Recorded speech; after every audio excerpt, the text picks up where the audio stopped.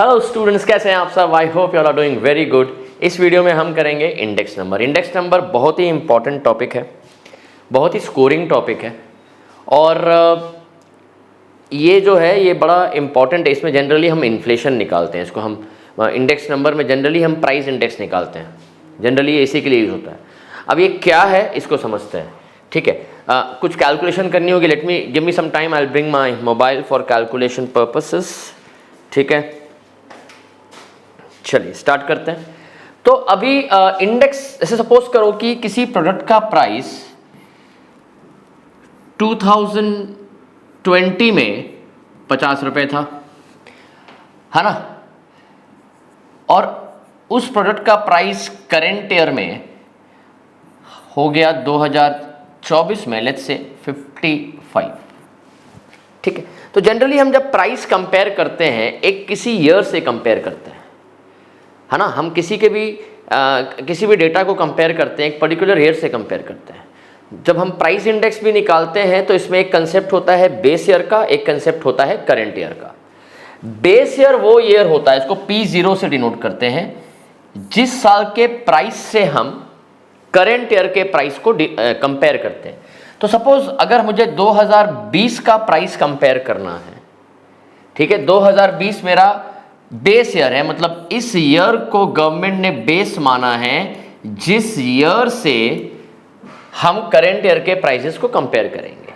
और P1 जो है वो करंट ईयर का इंडेक्स, करंट ईयर को इंडिकेट करने का सिंबल है P1। तो ये P0 इज 50, P1 इज 55, ठीक है। मतलब बेस ईयर में प्राइस 2020 में प्राइस 50 था, 2024 जो करंट ईयर है वो 50, प्राइस हमारा 55 है। तो प्राइस इंडेक्स का ये मेरा करंट ईयर है, ठीक है। तो प्राइस इंडेक्स का जो बेसिक फॉर्मूला है जिसको हम P01 से डिनोट करते हैं price index, is P1 by P0 into 100।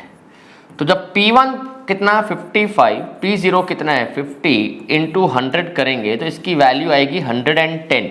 तो मेरा प्राइस इंडेक्स इज 110, मतलब 100 से कितना ज़्यादा, 10 ज़्यादा। मतलब बेस ईयर से करंट ईयर में प्राइस कितने परसेंट से बड़ा है, 10% से बड़ा है।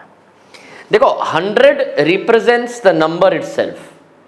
जब हम परसेंटेज करते हैं, अगर मुझे एग्जाम में 80/80 आया है तो ये कितना परसेंट है, 100। तो 100% इज द नंबर इटसेल्फ, ठीक है। अब सपोज मुझे मेरा जो स्कोर है वो 100 में 88 है। जो डिनोमिनेटर होता है हम परसेंटेज में उससे कंपेयर करते हैं कि इसका कितना परसेंट आया मुझे। अगर 80 का 100% मार्क्स मुझे मिला है तो 80 होगा।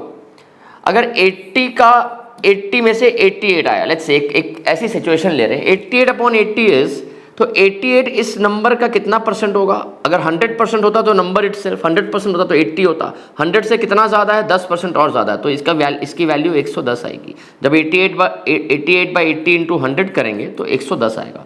110 का मतलब 100 से कितना ज़्यादा है, 10% ज़्यादा है। मतलब ये ऊपर का नंबर नीचे के नंबर से 10% ज़्यादा है। इसी तरीके से मुझे 72/80 आता, तो इसको जब हम 100 करते तो कितना आता, 90 का मतलब 100 से कितना कम, 10% कम। तो मतलब मुझे जो मार्क्स मिले हैं वो फुल मार्क्स के 80 के 90% मिले हैं। Got it. तो अगर 100 मुझे, मेरा जो बेस है कंपैरिजन का, जो बेंचमार्क है वो 100 है, ठीक है।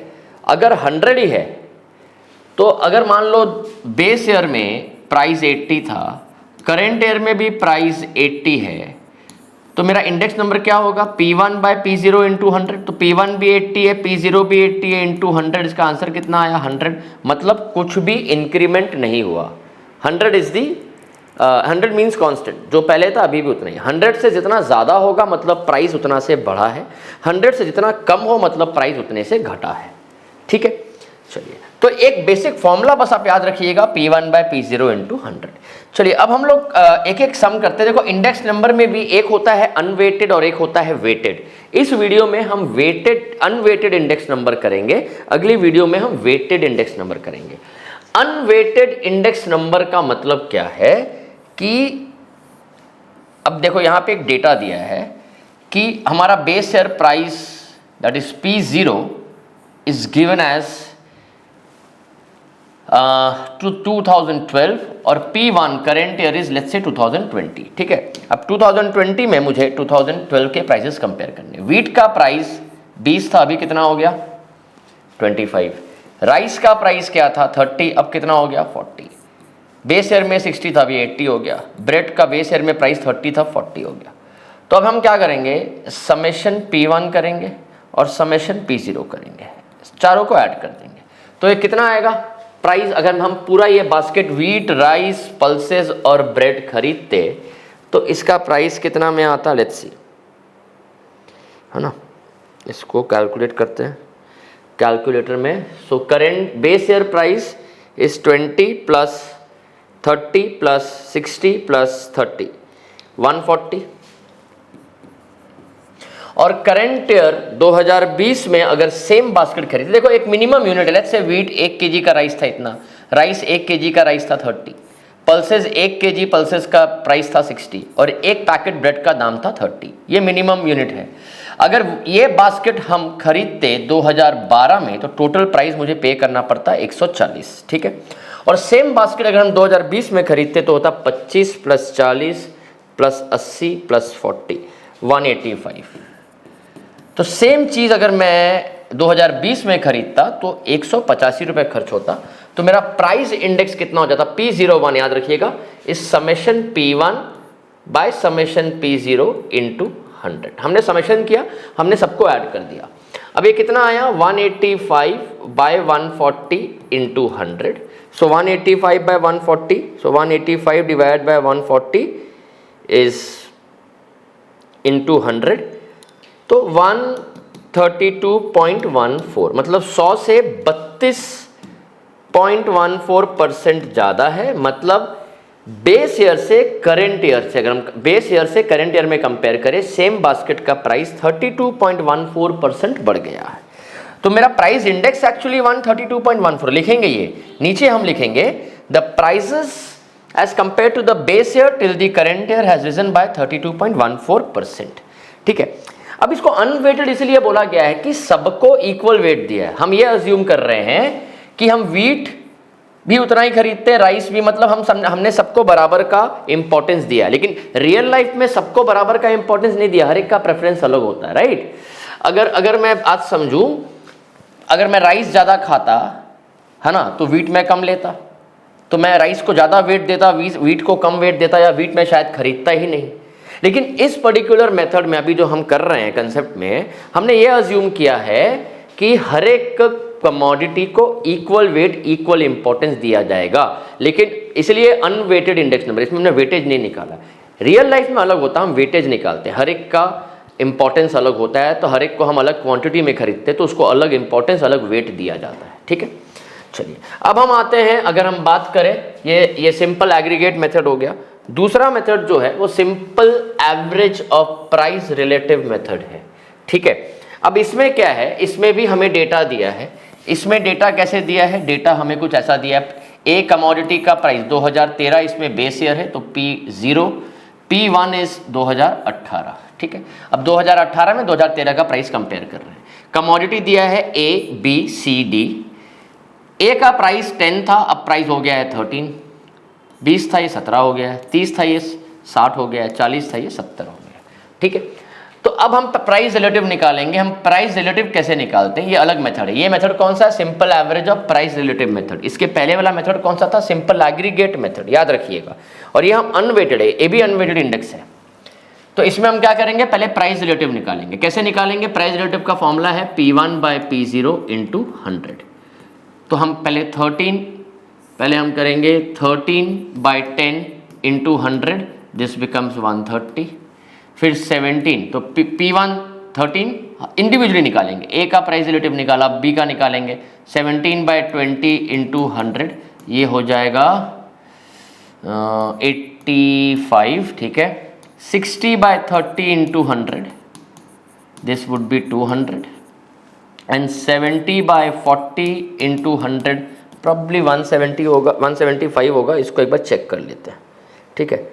70 बाय 40 इंटू 100, 175। हमने इंडिविजुअली निकाल लिया, उसको समेशन करेंगे, summation P1 by P0 into 100, ठीक है। तो समेशन कितना आएगा 130, समेशन कितना आएगा 130 प्लस 85 प्लस 200 प्लस 175, ये 590, ठीक है।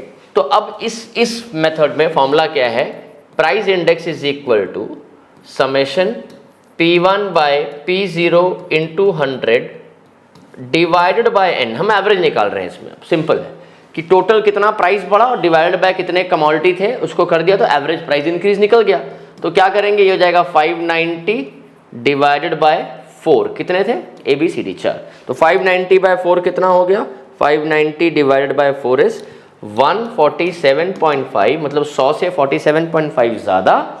इसका मतलब ये है कि price from the base year till the current year has risen by 47.5%, ठीक है। अब देखो ये तो सिंपल है, इसमें कुछ है नहीं हमने, लेकिन यहाँ पे ये अज्यूम किया है, चाहे ये मेथड हो चाहे ये मेथड हो, हमने यहाँ पे ये अज्यूम किया है कि हम हर कमोडिटी को इक्वल क्वांटिटी में कंज्यूम करते हैं, हर एक को इक्वल वेट दिया है, हमने अलग अलग वेटेज नहीं दिया है, इसलिए अनवेटेड इंडेक्स नंबर।